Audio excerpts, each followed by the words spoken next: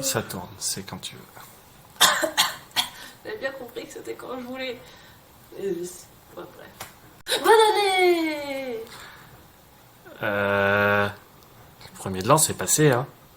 Le nouvel an chinois aussi. T'as un peu de retard, ma petite. On a atteint les 10 000 abonnés l'année dernière en novembre, décembre, je sais plus. Il s'est passé tellement de choses, j'ai tout oublié. Et du coup, j'avais promis de faire une FAQ. J'ai regroupé les questions qu'on m'a posées et on va faire une vidéo ensemble. Avec des questions parfois sérieuses, parfois un peu moins. Donc bon, let's go. Comment en es-tu venu à l'esprit critique? Alors, moi, l'esprit critique, à la base, comment dire ça? Je suis pas d'une famille croyante. Donc en soi, c'était pas difficile d'être sceptique. J'ai une famille qui a, disons, une histoire religieuse, mais en soi, on n'est pas croyant. Moi, j'ai pas été baptisée, mon père était athée, anticlérical. Il n'y a pas grand chose d'autre à dire. Comment je suis arrivée dans la sphère sceptique? Alors, en tant que spectatrice, moi, je suis tombée par hasard sur une vidéo d'hygiène mentale. Comme beaucoup de gens en fait, hein, c'était le tout début. Donc j'ai démarré avec hygiène mentale, comme beaucoup de gens, avec la vidéo qu'il avait fait sur les enfants avec l'ADN, je sais plus trop quoi. Enfin, c'est une très vieille vidéo de sa chaîne, ça faisait partie des premières. Toujours très sympa à voir comment on vérifie une information. Donc voilà, moi c'est comme ça que je suis arrivée à l'esprit critique. Et ensuite, comment je suis arrivée en tant que vidéaste? Et bien tout simplement, j'ai absolument aucun filtre avec les gens, même quand ils sont connus, c'est-à-dire que j'hésite pas à envoyer des messages privés aux gens, et en fait ça faisait longtemps que je discutais en privé avec beaucoup de vidéastes. Et un jour je me suis lancée, et vu qu'on était très copains, il y en a beaucoup qui m'ont dit tu m'as soutenu émotionnellement, etc. pendant des années, maintenant c'est à moi de te soutenir, et je pense en particulier à mon ami Nathan, hein, que j'aime d'amour, qui a partagé mon travail et qui a été le premier à vraiment me donner le petit coup de pouce pour démarrer. Donc voilà, il y a eu Nathan, il y a eu Vlad, voilà, c'était vraiment les personnes qui m'ont le plus aidé à me lancer. Et donc c'est comme ça que je suis arrivée, c'est au bout d'un moment, quand on aime regarder quelque chose, on a envie de le faire soi-même. C'est ce qu'une prof m'avait dit un jour. Quand on aime lire, on a envie d'écrire. Quand on aime regarder des vidéos YouTube, on a envie de faire des vidéos YouTube. Comment arrives-tu à concilier ta vie familiale, professionnelle et YouTube? Oula, je pars souvent en voyage, j'ai des grosses valises là. Voilà. Euh, on passe à la question suivante. Hein. T'es plutôt thé, café ou infusion?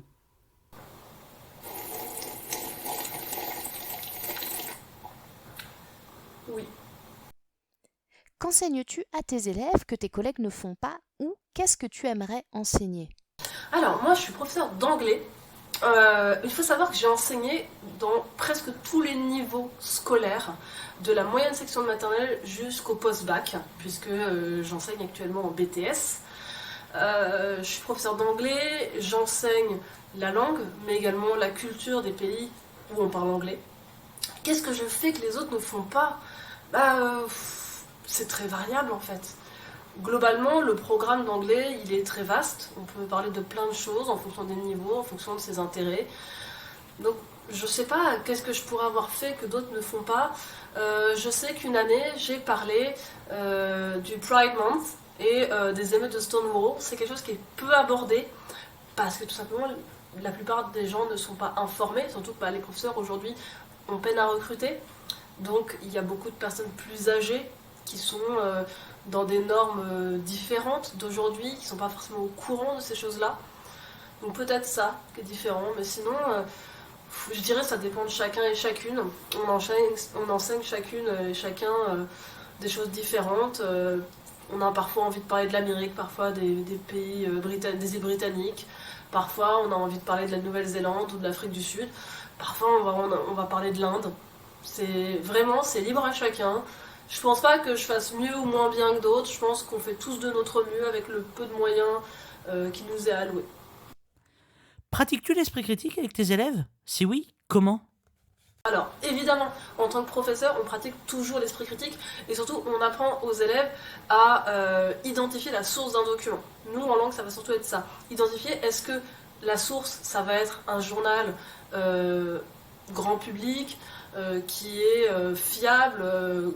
Quand je dis fiable, attention, il y a toujours une coloration politique, ça aussi on leur apprend, mais ça dépend du niveau scolaire. Ou est-ce que c'est une vidéo sortie d'une chaîne YouTube? Est-ce que c'est un extrait de film? Il y a tout ça à savoir. Moi en soi, ça va être que des bribes que je vais travailler en esprit critique, même si on peut travailler justement sur les fake news quand on est au lycée. Mais globalement, c'est très peu dans notre programme, c'est très succinct, ça va plutôt être les professeurs documentalistes qui vont s'occuper de cette formation-là, et qui manquent, elles et eux aussi, énormément de moyens et de temps pour le faire. Donc voilà, je pense que chacun fait, comme je disais, comme il peut, pour faire un petit peu d'esprit critique. Savoir identifier la couleur politique, ne serait-ce que d'un journal dont on étudie un extrait, c'est déjà beaucoup. Quelles sont tes références, tes idoles ou tes modèles de vidéastes? Alors, je suis pas du genre à idolâtrer les gens. En modèle, je... Tout le monde sait que de toute façon c'est moi ton modèle. Alors lui, il vient juste d'arriver et il s'éclate. Pour votre info, c'est Stan. Donc une idole, ou des idoles, comme beaucoup de monde. Disons que si je dois penser à quelqu'un pour qui j'ai énormément de respect et que je pense que je rencontrerai jamais, j'ai énormément de respect envers les vidéastes tels que Amixem ou Squeezie, qui ont vraiment monté une entreprise et qui font du divertissement à très grande échelle. Aujourd'hui, il ne faut pas l'oublier, la plupart des gens qui sont sur YouTube font des vidéos sans gagner un centime. Font ce qu'ils peuvent. Il y en a de plus en plus qui font des shorts, etc., comme sur TikTok, pour juste faire quelque chose de très rapide et très efficace. Je pense que ces vidéastes qui ont réussi à créer de vraies entreprises de divertissement, en fait, c'est clair qu'ils reprennent un peu les codes de la télé, ils refont un petit peu des émissions de divertissement qu'on pouvait trouver à la télé à une époque, mais je trouve ça intéressant. Je trouve ça intéressant parce que c'est un travail de titan en fait qui a été fait. C'est quelque chose de très important qui a été fait, c'est un nouveau média qui a été créé, et j'ai énormément de respect pour le travail de ces gens-là. Avec qui est-ce que tu rêverais de faire une collab? Alors, on va essayer d'être équitable quand on parle de collab. Avec qui j'aimerais faire une collab? Et bien, commençons par les femmes. Il y a, on va dire, 3 femmes francophones avec qui j'aimerais énormément faire des collabs. Bien sûr, Marine Perrin, journaliste féministe qui fait un contenu que je trouve fabuleux. On va trouver bien sûr Charlie Danger, que je trouve fabuleuse et qui a une des plus belles chaînes de vulgarisation, je pense, du YouTube francophone, si c'est pas la plus belle. Et la troisième étant Manon Bril, que j'ai eu le plaisir de rencontrer grâce à mes amis de la Steak lors de la dernière Nuit Zététique. Donc vraiment, ce sont 3 femmes avec qui j'aimerais énormément collaborer, qui travaillent sur les questions féministes, mais également d'histoire, des sujets qui me passionnent. Côté masculin, on va en choisir, allez, on va dire 2, 3. Le premier avec qui j'aimerais travailler, c'est un youtubeur britannique que j'aime énormément. C'est Jamie Dodger, qui est un homme trans qui fait de la vulgarisation et du divertissement autour de la transidentité et des questions LGBT. Et je le trouve d'une gentillesse, d'une bienveillance et d'une pédagogie rare. Il est également détenteur d'un PhD en psychologie et il a fait une thèse sur des sujets qui m'intéressent énormément, sur l'orientation sexuelle. Et j'aimerais énormément travailler avec lui. Je ne sais pas si un jour ça se fera. Malheureusement, c'est une très grosse chaîne. Je pense qu'il est énormément sollicité. Mais j'aimerais énormément. Et les 2 autres avec qui j'aimerais travailler, on va sortir totalement de l'esprit critique. Et je sens que Stan va se foutre de ma gueule. Mais j'aurais énormément, à l'époque où la chaîne était encore en activité, faire une vidéo avec Villebrequin. Avec donc Sylvain et Pierre de la chaîne Villebrequin, en particulier pour travailler sur les femmes dans le sport auto. J'aurais adoré ça. Waouh! Pourquoi ton avatar c'est une vieille? Parce que je suis vieille! As-tu une manie ou autre que tu considères mal, que tu aimerais corriger sans penser pouvoir y arriver un jour? Une manie ou autre que je voudrais corriger chez moi, Ah, j'ai passé l'âge de vouloir changer, en soi, je suis foutue maintenant, je changerai plus. Mais une manie que j'ai, enfin c'est pas une manie, mais bon, un trait de caractère que je n'aime pas chez moi, c'est que je suis très bordélique. Vraiment, vous n'imaginez pas le temps qu'il a fallu pour ne serait-ce que installer un semblant de décor, parce que j'avais annoncé que j'aurais un nouveau décor pour la rentrée 2024 et il est toujours pas installé parce que c'était tellement le bordel là où je voulais l'installer qu'on n'a pas fini de l'installer. Et du coup là je filme dans mon salon. Voilà. Donc mon salon qui était également en bordel et que j'ai rangé pour filmer. Donc voilà, si je pouvais être moins bordélique, ça serait pas mal. Mais malheureusement je pense qu'à mon âge c'est foutu. Comment te positionnes-tu par rapport au nucléaire?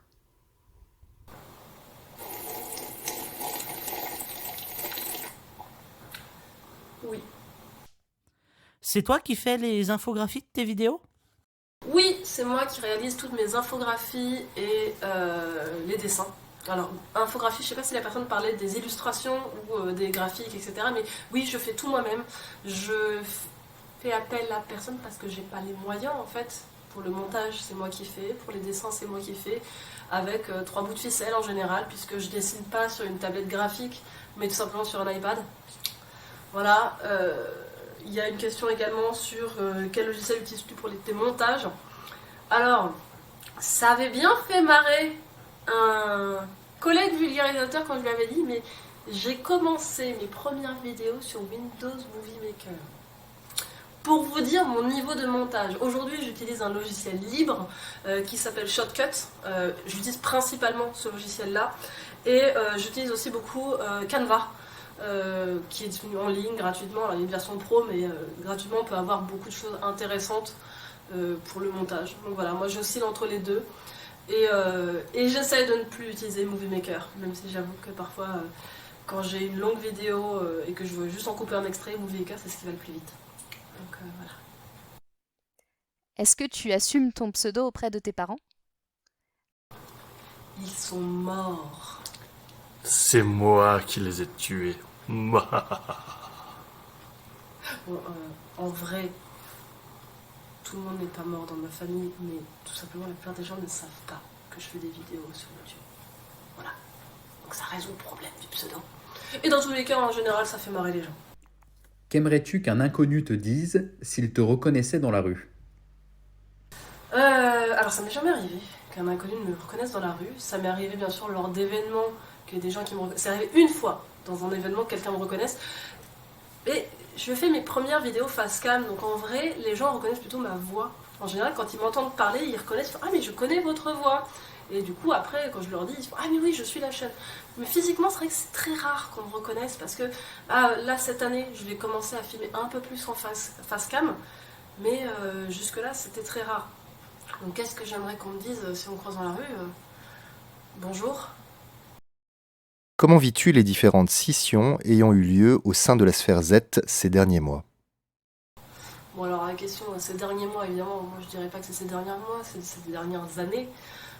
Pour moi, il n'y a pas de scission, c'est simplement que ce que vous appelez la sphère Z, on pourrait dire la communauté Z, une communauté, en réalité, c'est une communauté qui a énormément grandi. Aujourd'hui, l'esprit critique est très à la mode, donc il y a énormément de gens qui suivent énormément de chaînes, énormément de gens qui se lancent également dans des chaînes. Il y a des articles de blog, il y a des podcasts, il y a énormément, c'est très très vaste. Donc en fait, c'est pas tellement une scission, c'est le fait que globalement, si vous regardez de très loin, vous voyez juste que la communauté, elle grandit énormément. Mais forcément, quand vous allez zoomer, vous allez vous rendre compte qu'à l'intérieur de cette grande communauté, il y a des sous-communautés. Donc pour moi, c'est pas tellement une scission, c'est juste la coexistence de différentes communautés dans une plus grande communauté. Et puis, de toute manière, quand vous parlez de sphère Z, où est-ce qu'on l'arrête, la sphère Z? Par exemple, tout à l'heure, je parlais de Manon Bril ou de Charlie Danger. Est-ce qu'on les fait rentrer dans la sphère Z ou pas? Elles ne font pas de zététique, mais par contre, elles font de l'esprit critique quand elles parlent de sujets où il y a des... je pense par exemple la vidéo de Charlie Danger où elle parlait de l'erreur de Squeezie par rapport à la révélation des pyramides. C'est de l'esprit critique. Et pourtant, elle n'est pas cataloguée comme sceptique. Je ne sais pas de qui on pourrait parler. Est-ce que quelqu'un qui fait du debunk est au même niveau que quelqu'un qui fait de la vulgarisation sur les biais cognitifs? Est-ce que quelqu'un qui fait de l'esprit critique sur des sciences sociales, c'est la même chose que quelqu'un qui fait de la vulgarisation en sciences dites dures? C'est très vaste en réalité. Donc je pense que cette scission, c'est surtout plusieurs communautés qui coexistent. Il n'y a pas besoin de se haïr les uns les autres. Je pense qu'il y a de la place pour tout le monde est assez grand. Ils sont cadrés ou pas les chiens? Non, ils sont pas dedans. Ils sont pas dedans? Ah ok. Du coup, cette FAQ était très sympa. En vrai, je me suis bien amusée en lisant les questions. J'ai beaucoup aimé. Et du coup, on va commencer à parler de 2024. Je vous avoue que je suis extrêmement en retard. Il y a énormément de choses qui sont prévues cette année. Mais je vous dis, je suis bordélique. J'ai un chien qui grogne à côté de moi. Il va sûrement être capté pour le coup. Mais t'arrêtes! C'est pas à toi que je parle. C'est pas à toi. J'ai 2 chiens. Et ils sont tous les 2 en train de s'accrocher à moi. Oust! Allez! Oust! Allez! Oust! Il y a moyen que ce soit drôle ça. Ah. Donc, pour 2024, plein de choses prévues et on va en l'occurrence parler beaucoup de complotistes et de complotisme et de comment on adhère aux théories du complot. Je vous en dis pas trop sur ce qui arrive dans le mois qui vient. Il y a une vidéo qui arrivera avec une interview. Je commence à prendre goût au fait d'interviewer des personnes qui sont des chercheurs, des chercheuses, des personnes spécialisées d'un domaine. Et donc là, on va parler de complotisme. On va sûrement revenir sur ma toute première vidéo qui s'appelait « Les complotistes ne sont pas des abrutis ». Et je pense que ça va être très intéressant. Une vidéo beaucoup plus longue et beaucoup plus complète. Et ensuite arrivera normalement, si tout va bien, si j'arrive à faire ça dans les temps, pour mars-avril, la fameuse série qui est déjà écrite, qui est déjà prévue. Il faut juste que j'arrive à trouver le temps de finir mon décor et filmer. Et donc, il y a une série de 12 épisodes qui est prévue sur les lanceuses d'alerte.